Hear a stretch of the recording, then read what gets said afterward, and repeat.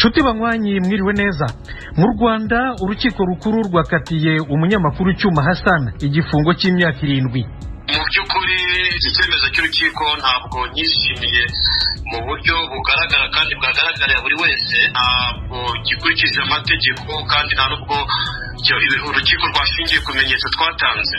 Urukiko rwahamije Niyonsenga Dieudonné bakunze kwita Cyuma Hassan ibyaha 4 birimo icyo gusagarira inzego z'umutekano. Umugaba mukuru wa FARDC ingabo za Repubulika ya Demokarasi ya Kongo General Celestin Mbala Munsense ari mu ruzinduko rw'iminsi 2 mu Rwanda. Abantu barenga miliyoni 84 bavuye mu byabo ku isi mu mezi 6 ya mbere y'uyu mwaka.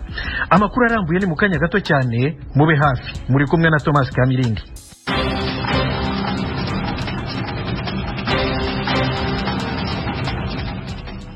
Amakuru yo hirya no hino ku isi tuyahere muri Sudani. Urukiko rwategetse leta gufungura imiyoboro ya internet yafunzwe nyuma ya kudeta. Eugenie Mukankusi aratubwira iyi nkuru. Uyu mucamanza kuri wa kane yategetse amasosiyete y'itumanaho Ikaritumu gusobanura impamvu serivisi za internet zigifunze ibyumweru 2 birenga igisirikare gifasha ubutegetsi n'iminsi 2 nyuma y'uko urukiko ruvuze ko izo serivisi zisubizwa ku murongo. Internet yahagaritswe kuri telefone zigendanwa muri Sudani hose kuva igisirikare gifasha ubutegetsi tariki 25 ukwezi kwa 10. Umucamanza kuri wa kane yasubiyemo ibyo yategetse isosiyete Zen, MTN, Sudatel na Canal ko zigomba kongera gutanga serivisi mu gihe hategerejwe itangazo ku kintu icyo ari cyo cyose cyangiritse kigomba kwishyurwa uyandikishije muri kompanyi. Aya masosiyete ntiyabashije kuboneka ngo agire icyo atangaza. Kudeta muri Sudani yahagaritse isangira ry'ubutegetsi hagati y'igisirikare n'abasivili, ibintu byari byemeranijweho nyuma y'ihirikwa rya Perezida Omar al-Bashir mu 2019. Ubwo buyobozi kandi bwagombaga kugeza igihugu ku matora mu mpera z'umwaka 2023. Intumwa ya ONU muri Sudani yakomeje kugerageza guhuza impande zombi, irahura n'akanama k'amahoro ka ONU ibanyuriremo muri make uko ibintu bihagaze. Umuryango w'abibumbye Loni uratangaza ko abantu miliyoni 84 bavuye mu byabo mu gice cya mbere cy'uyu mwaka. Kuri iyi nkuru dutega amatwi Fidel Niyongabo.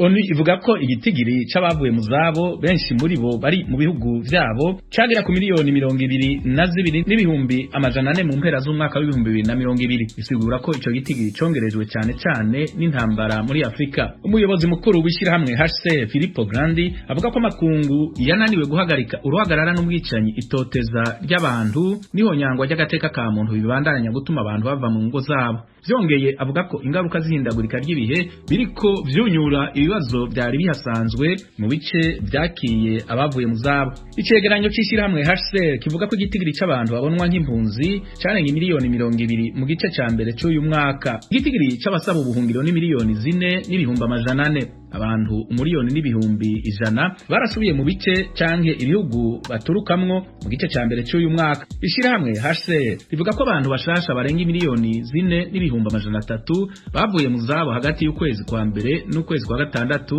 mu bihugu 33 aho rikwirikirana ivyerekeye bava mu zabo.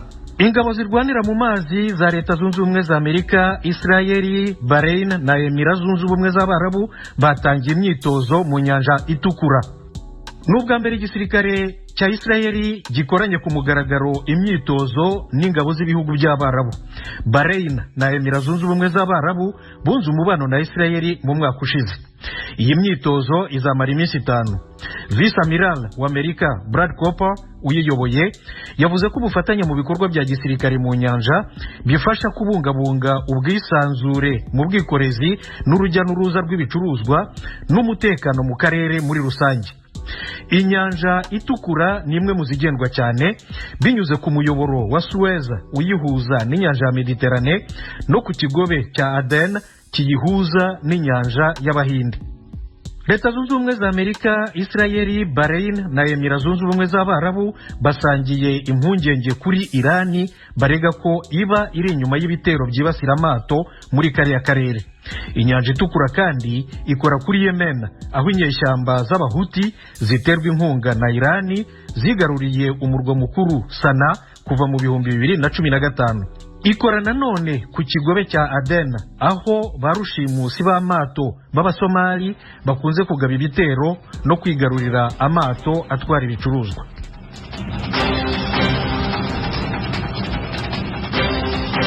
radiyo ijwi ry'Amerika ivugira Washington DC mu kirundi n'ikinyarwanda. Mu Rwanda muratwumvira kuri FM 104.3, naho mu Burundi ni ku mirongo migufi metero 19 na 22.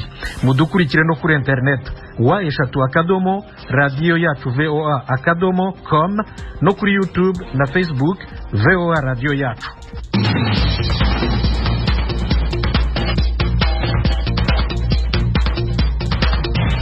Amakuru y'ibiyaga bigari tuyahere mu Rwanda. Urukiko rukuru rwahamije Niyonsenga Dieudonné uzwi nka Cyuma Hassan ibyaha bine birimo icyo gusagarira inzego z'umutekano. Rwamukatiye igihano cyo gufunga imyaka 7 no gutanga ihazabu y'amafaranga miliyoni 5. Mugenzi wacu Eric Bagirubusa yakurikiranye isomwa ry'urubanza. Eric, ubu tuvugana urugo rwanjye inzego z'umutekano za rwose nyuma y'iminota nk'itatu ishize umucamanza afashe icyemezo, polisi ribe urugo abantu rwose abantu turi kumwe bose baba bose nagira ngo umuntu abarize rwose basanze ndi mu nzu ndi kuzinga ibintu kuko niteguraga kujya kuba nafungwa nari byiteguye. Ku murongo wa telefone n'ijwi ritabaza umunyamakuru Niyonsenga Dieudonné wakunze kwita Cyuma Hassan yabwiraga ijwi ry'Amerika ko yarasumbirijwe n'inzego z'umutekano. Ni nyuma y'icyemezo cy'urukiko gitegeka ko ahita afatwa agafungwa kubera ibyaha yahanijwe. N'urubanza umucamanza yafasheho icyemezo uregwa atari mu rukiko. Mu cyumba cy'urukiko hagaragaraga umushoferi w'umutwara mu kazi n'abandi bakunze kubafatanya mu kazi, itangazamakuru n'abandi bari baje kumva icyemezo cy'urukiko. Umucamanza mu rukiko rukuru yabanje kwibutsa ko umunyamakuru Niyonsenga na Fidel Kuradusenge bareganwa bari bagizwe abere ku rwego rwa mbere ku byaha byose baregwa. Mu byo yasuzumye harimo kumenya niba umuyoboro wa YouTube Ishema TV acishaho amakuru nk'umunyamakuru utari wanditse mu buryo bwemewe n'amategeko n'ikigo cy'igihugu cy'iterambere RDB. Urukiko rukuru nabwo rwemeza ko koko Ishema TV yari yanditswe mu buryo bwemewe n'amategeko kandi ko hari n'ibihamya. Gusa umucamanza avuga ko abakorera Ishema TV nk'abanyamakuru b'umwuga bo babyiyitirira ashingiye ku mategeko agenga umwuga w'itangazamakuru mu Rwanda n'amategeko agenga urwego rw'abanyamakuru bigenzura. Umucamanza yavuze ko umunyamakuru Niyonsenga yakoze amakarita y'itangazamakuru atabifitiye ububasha. Aravuga ko yagombye kuba yaraganye urwego rw'abanyamakuru bigenzura bakamuha ibyangombwa bimwemerera gukora itangazamakuru mu buryo bwa kimwuga, kuko mu cyemezo cy'umucamanza avuga ko ushyira ibintu kuri internet wese abyemerewe ariko atiyise umunyamakuru w'umwuga. Urukiko rwavuze ko kuba Niyonsenga yaratanze amakarita yanditseho Ishema TV yarahawe uburenganzira n'ikigo RDB bitari ikibazo ahubwo ko we yabise abanyamakuru. Yavuze kandi ko ubw'abanyerondo bo mu murenge wa Gisozi ari naho yabaga icyo gihe mu kwezi kwa 4 2020 bamufataga mu gihe cyo kubahiriza amabwiriza ya COVID-19 yabatutse babangamira mu kazi. Umucamanza yamuhamije ibyaha bine: icyaha cyo gukora no gukoresha impapuro mpimbano, kwiyitira umwuga w'itangazamakuru, gukoza isoni inzego z'umutekano n'icyaha cyo gutambamira imirimo yategetswe. Mu cyemezo cy'umucamanza mu rukiko rukuru ntiyagiye kuri y'icyifuzo cy'ubushinjacyaha bwamusabiraga gufungwa imyaka 8 n'ihazabu ya miliyoni 5 z'amafaranga, bukifuza ko nyuma yo kumuhamya ibyaha yahita afatwa agafungwa kuko ibyaha umurega nyuma yo gufungurwa yakomeje kubikora kandi bifite uburemere kuri rubanda. Umucamanza yavuze ko ibyaha umunyamakuru Niyonsenga yakoze bigize impurirane mbonezabyaha kandi ko nyuma yo gufungurwa atabihagaritse. Yamukatiye gufungwa imyaka 7 muri gereza n'ihazabu ya miliyoni 5 z'amafaranga kandi ategeka ko ahita afatwa agafunga urubanza rukimara gusomwa. Mugenzi we Kuradusenge we yagize umweru urukiko rwavuze ko byose byagizwemo uruhare n'umunyamakuru Niyonsenga Dieudonné kandi ko nta bimenyetso by'ubushinjacyaha kuri Komeza Usenge. Ku murongo wa telefone mbere y'uko atabwa muri yombi umunyamakuru Niyonsenga yabwiye ijwi ry'Amerika ko atanyuzwe n'icyemezo cy'umucamanza. Mu by'ukuri iki cyemezo cy'urukiko ntabwo nyishimiye mu buryo bugaragara kandi bwagaragarira buri wese, kuko ntabwo wenda nagiye mu rukiko ariko bambwiye ko bampamije ibyaha bine kandi ndegwa ubujurire byari ibyaha 3. Kwibaza impamvu rero babigize bine, ubwo ibyo bindi sinzi aho byavuye mu by'ukuri kuko ntabwo gikurikije amategeko kandi nta nubwo urukiko rwashingiye ku bimenyetso twatanze. Ubwo umunyamakuru Niyonsenga we arasangana amagingo y'ibyemezo biri kumufatirwa bigamije kumubuza ubwisanzure bw'itangazamakuru. Njyana kuva kera na kare nafunzwe nta cyaha nakoze, umucamanza wa mbere yabyemeje ko nta cyaha nakoze, ahubwo byari byakozwe mu mugambi wo kuncecekesha ubwo udakomeza gukora inkuru dukora zituvuga zikakaye ziba zigaragaza ibitagenda neza byakozwe n'ubutegetsi cyangwa se bari mu nzego z'ubutegetsi. bari bazi ko nzacika intege, babona sincitse intege, bari mu buryo kucecekesha, babonye ntacecekere nk'uko babishakaga, bakoresheje inzira zabo n'ubushobozi bwabo ko nafungwa kugira ngo nyine uwo mugambi wabo kucecekeshejwe mu bikorwa. Ndaba nsize icyuho gikomeye mu itangazamakuru kuko ninjye munyamakuru umwe rukumbi wari usigaye mu Rwanda nkora inkuru zitagenda. No ku munyamakuru wimazemo igihe Bwana John Williams Intwari, umuyobozi w'ikinyamakuru ireme-news.net na Pax TV, akavuga ko icyemezo cy'umucamanza kirushaho gukandamiza ubwisanzure bw'itangazamakuru. Ni icyemezo kibabaje, ni intambwe ikomeye yo gusubira inyuma ku bwisanzure bw'itangazamakuru mu Rwanda, ni intambwe ikomeye yo kubuza n'abandi kumva ko babasha gukora, kuvugira rubanda, kuvuga ibitagenda. Ibyo byahindutse icyaha. Ndahamya sinshidikanya ko iyo abadakora inkuru z'ubuvugizi abandi batisukira, ntabwo icyemezo cy'urukiko kiba kibaye kigenze gitya. Niyo afungurwa akagenda akajya mu murongo wa wundi bise the media we want, itangazamakuru twifuza, rya rindi rishima risiga risigiriza, n'ubu bujurire ntibuba bwarabayeho. Umunyamategeko Gatera Gashabana gunganira umunyamakuru Niyonsenga yabwijwe rya Amerika ko atarabasha kubona kopi kubiyeho icyemezo cy'urukiko kugira ngo abashe kuba yagira icyo yitangazaho, gusa yemera ijwi rya Amerika ko bazahita bajurira iki cyemezo. Umunyamakuru Niyonsenga Dieudonné bakunze kwita Cyuma Hasani yafunzwe bwa mbere mu kwezi kwa 2020, ariko nyuma y'umwaka aza gufungurwa agizwe umwere ku rwego rwa mbere. Niyonsenga kugeza ubu yiyongereye ku bandi banyamakuru 4 bafunzwe bavuga ko bazira umwuga w'itangazamakuru, barimo abanyamakuru 3 ba Iwacu TV bamaze imyaka 3 bataraburana, ndetse na Bwana Theoneste Nsengimana wa Umubavu TV uherutse gufungwa. Bagira ubusajwi rya Amerika i Kigali.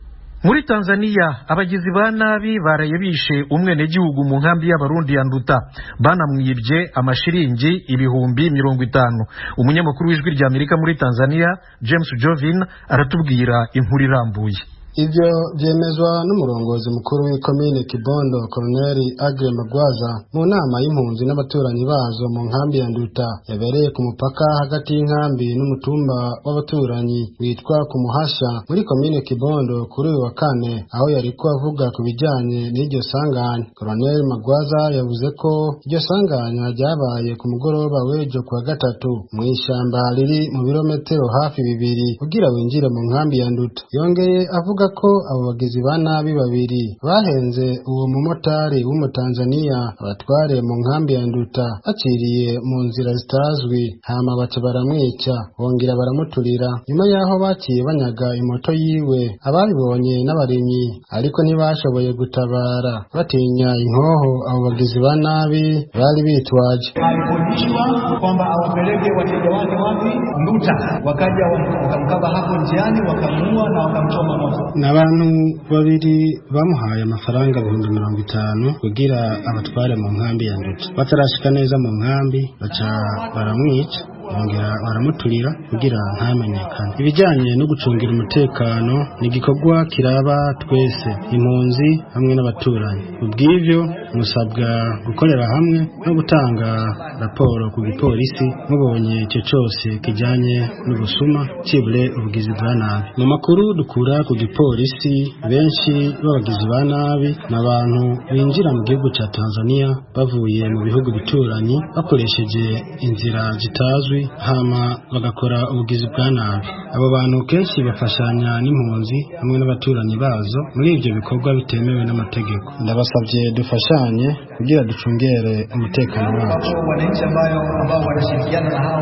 Mu makuru yahawe n'abamotari bagenzi bo wishwe, Bwana Magwaza yavuze ko abo bagizi ba nabi bamusanze aho akorera muri komine Kibondo bamuhendesha amashiringi 50,000. Igipolisi kirimo kubandanya gikora amatohoza mu nkambi no mu baturanyi. Bwana Magwaza yavuze ko abantu 2 bamaze gufatwa, umwe n'umurundi yaje ava mu Burundi, uwundi n'uwo mu nkambi ya Nduta, bafatiwe ku mupaka wa Mabamba aho basanganywe iyo moto bariko barayijana mu Burundi kuyigurisha. Bakunze kwiba imoto nshasha, iyo bazivye baja kuziguza mu bihugu bituranyi, arubwo baguza imoto yose cibure bakayitatura bakagurisha kimwe kimwe. Igipolisi cyarashoboye gufata abantu 2, umwe yari umurundi wo mu nkambi, uyundi yaje ava mu Burundi. Bafashwe bariko barajana iyo moto mu gihugu cy'u Burundi ku mupaka wa Mabamba. kubw'ivyo dukomeje gukora amatohoza mu nkambi n'inyuma y'inkambi kugira tugabanye ubwo bubisha. Unaona kwamba kuna mtu anaishi na hana kazi ya kufanya, basi angalia weka tuulizo alafu fuatilia kwamba atafanya nini. Nta mwaka urenga hatabaye ibitero bikorwa n'abagizi ba nabi bakoresha ibigwanisho mu komine ya Kibondo no mu nkambi. Mu kiringo c'amezi 3 ashize hafi y'abamotari 5 baramaze kwicwa bazira imoto zabo. Kenshi usanga harimwo abarundi bava mu Burundi, impunzi hamwe n'abatanzania bafashanya. Zimwe mu mpunzi zituye mu nkambi ya Nduta mu kiganiro zahaye Ijwi ry'Amerika